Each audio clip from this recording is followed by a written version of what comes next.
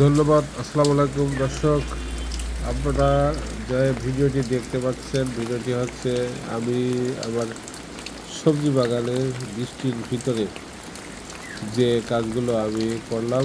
কাজগুলো হচ্ছে আমার এই সবজি বাগান থেকে কচুরলতি তুললাম, কাঁচামরিচ এবং ধুন্দল। পুরো ভিডিওটা আপনারা দেখতে থাকুন কিভাবে ধুন্দলগুলো মানে বড় হয়েছে এবং প্রচুর প্রচুর পরিমাণ ধুন্দল একটা আমি ছিলাম, তোমার 5 থেকে 7 কেজি ধুন্দল আমি ছিলাম। আসলে খুবই ভালো লাগলো, নিজের গাছের সবজি ছিঁড়ে পাকাইয়া খাওয়াটা চমৎকার একটি অনুভূতি। খুবই ভালো লাগলো। ভালো লাগলে অবশ্যই একটা লাইক দেবেন, একটা কমেন্টস করবেন, শেয়ার করবেন। দেখতে থাকুন ভিডিওটি। কচুরলতি তুললাম, কচুরলতি ঠিক আছে।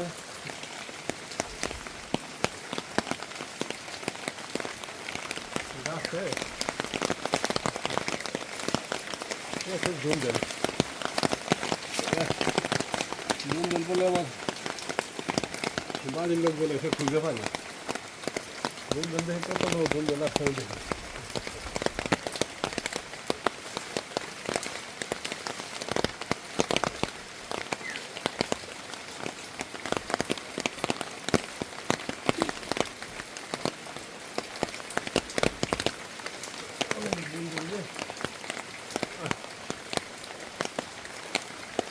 বহুত আছে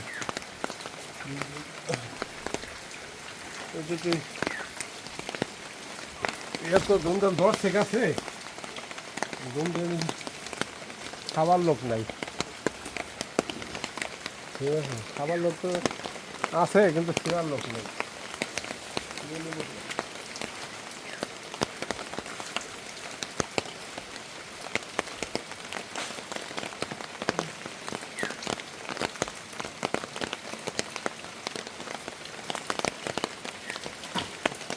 বৃষ্টির দিনের তরকারি যে দাম, ঠিক আছে, প্রচুর দাম বৃষ্টির দিনের তরকারি।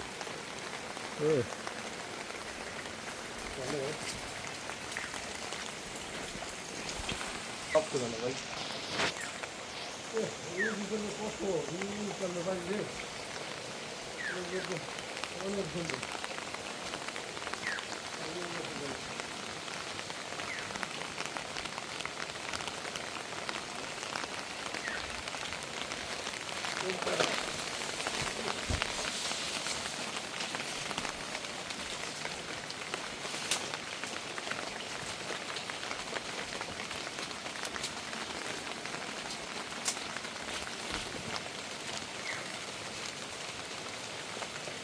অনেক ধুন্দল আছে, অনেক 70 ধুন্দল নেব।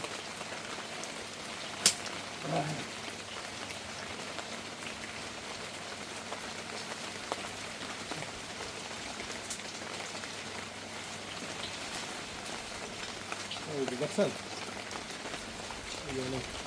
আর বহুত আছে, সব বাকি আর একটা ধুন্দল।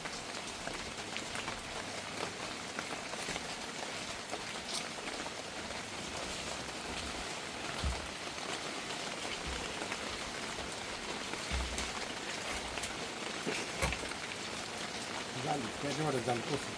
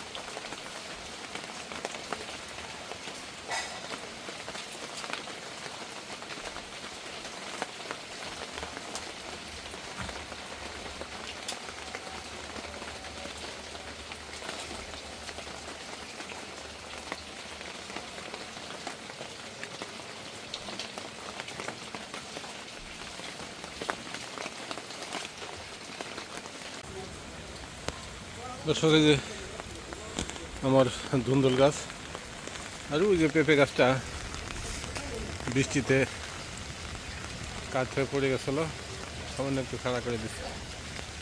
পেঁপে গাছে প্রচুর পেঁপে। কচু ক্ষেত থেকে প্রচুর লতি তুললাম, কচু নিলাম।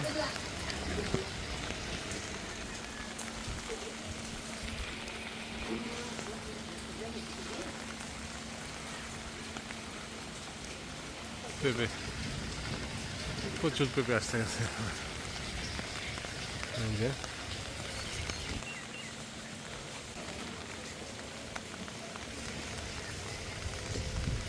পেঁপে গাছে মাসাল্লাহ পেঁপে তরকারি আছে। তরকারির যে দাম, প্রচুর দাম, সেই হিসেবে তরকারি খাওয়া যাবে। পেঁপে 2 ব্যাগ ধুন্দুল ছিঁড়ছি।